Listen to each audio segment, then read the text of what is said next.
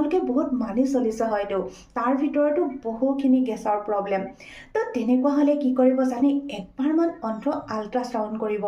কাৰণ আপোনালোকৰ যদি বিশেষ বেলেগ বেমাৰো হয় নহয় তেতিয়াও কি হৈ যায় খুব বেছি গেছৰ প্ৰব্লেম হয় এনে ধৰণৰ মই কৈ থৈছো যে আপোনাৰ